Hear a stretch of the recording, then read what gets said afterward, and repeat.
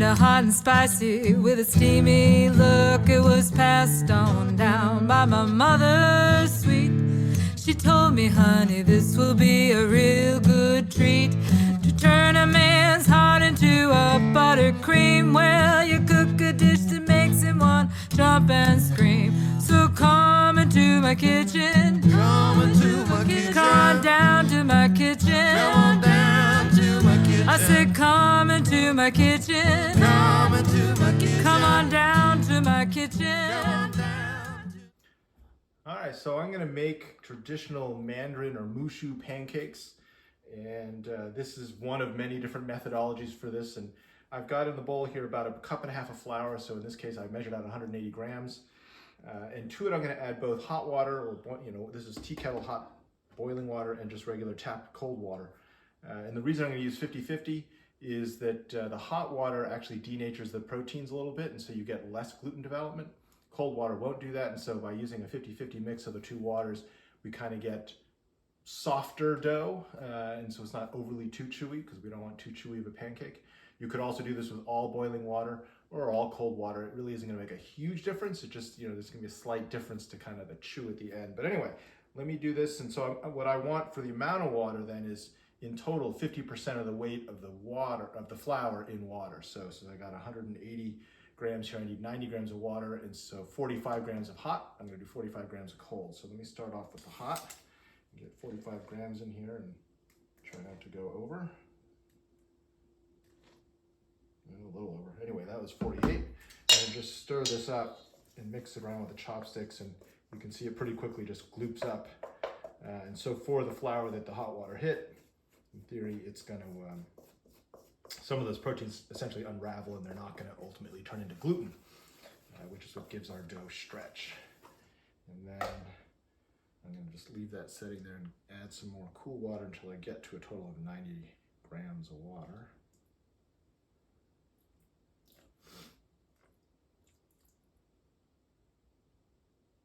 There we go.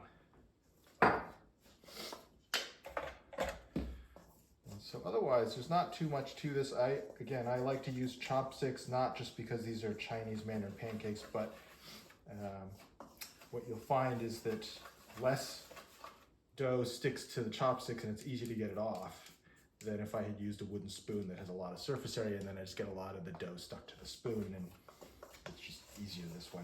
And so this dough, of course, is dry enough at kind of that double the weight water to flour that it's now that it's at this kind of shaggy mess, I can just use my hands to kind of stick this thing together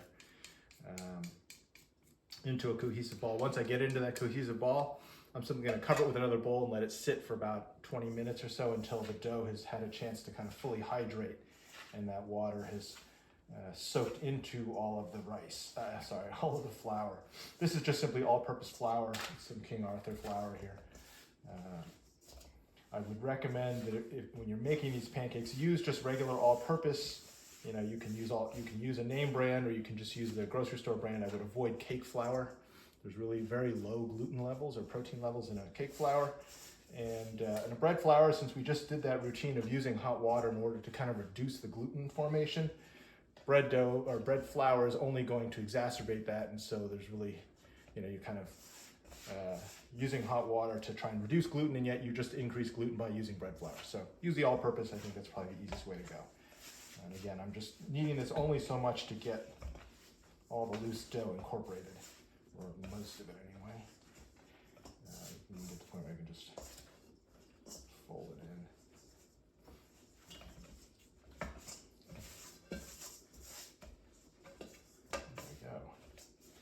And so this ball of dough, you can see it's not what people would describe as smooth and cohesive. It's what we often call a shaggy dough, a ball of dough, because it's still dry and there's little dry bits falling off it. But once we've covered this and let it sit for a while, we'll discover it gets a lot better. So there we go. Cover the ball, set it aside.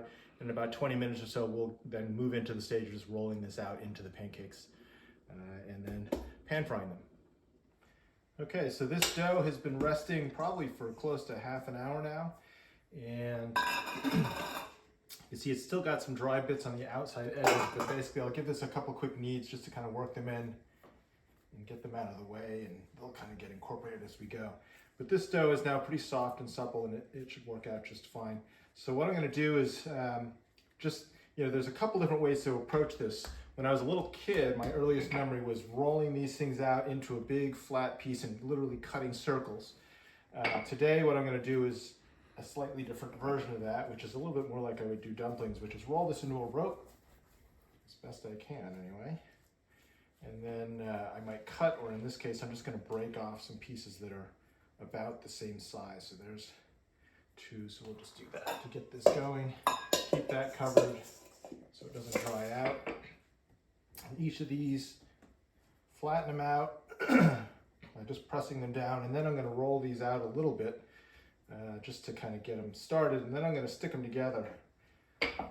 So there's the beginnings of one, and here's the beginnings of the other. And then in order to try and get a nice thin pancake, you could try and roll one pancake all by itself and get it really thin. It's very difficult to do.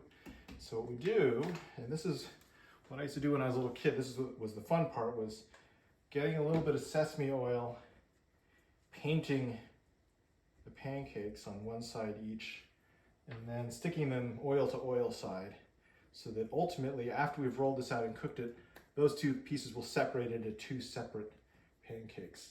A little oil on the counter, let me wipe that off so that we can roll this. And then from here, kind of roll this out. And so whatever thickness this ends up, each pancake is about half of that. And so that's how we kind of get a nice thin pancake. And we'll see if a little bit more, get a good size pancake. All right, so that's a good size pancake.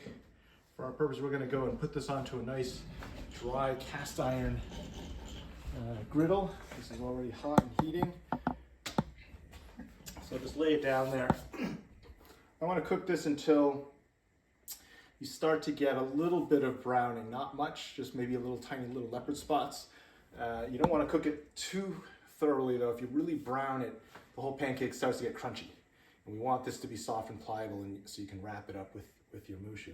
So we'll let this go for a little bit, and then we're going to flip it. And you might end up flipping a couple times. Sometimes when you do this, you'll even find that it'll start to puff like a pita bread. It doesn't always do it, but sometimes it will. That definitely lets you know that it's heating, and of course that means the inside is filled with steam, and so it's cooking the other side of the pancake that's interior to the 2. Oop, look at that. So there's our leopard spots. Definitely it's going faster than I thought it was. And so we'll let this one go for just a little bit longer so I don't overcook it. This one is right on the edge, but since we're going to eat this right away, but normally what you do is you probably roll out a whole bunch of these pancakes, and then you'd be cooking them this way. As you finish each pancake, what you might do is transfer it over to another space, cover it with a kitchen towel, and then if you've got a second set of hands, if someone else is helping you, after it's cooled off for 30 seconds or so, because it's pretty hot to touch, they can then separate it. If you try and separate it immediately, it's going to be pretty hot to the touch. There we go. And then, so if you, under the kitchen towel, it kind of helps also let it steam. But right now, I think I can find an edge. I'll do it with fingers here. Peel these apart. Ooh, it is hot.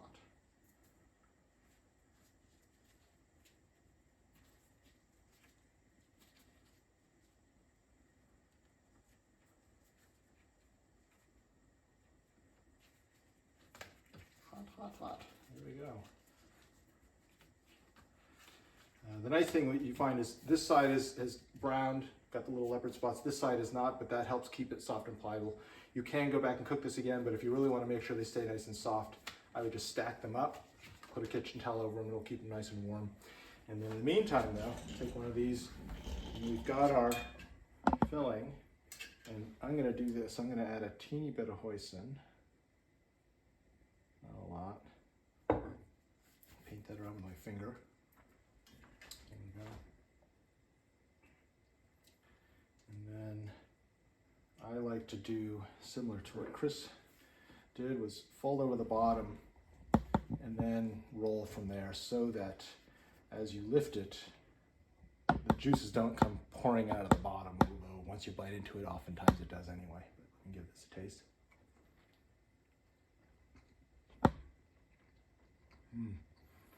That's really good. So another thing you can do with this, as Chris mentioned, we use steak today. You can use pork, you can use chicken. If you want to do a vegetarian version, you can use some shiitake mushrooms. And then you could mix in other veggies too. So you could add in shredded carrots or other things like that. So there you have it. Mooshu, homemade Mandarin pancakes. It's a good, hearty kind of one dish among many that you would do at a large dinner party, I think. Won't you come into my kitchen? Come into my kitchen. Come on down to my kitchen. Come on down to my kitchen. Won't you come into my kitchen?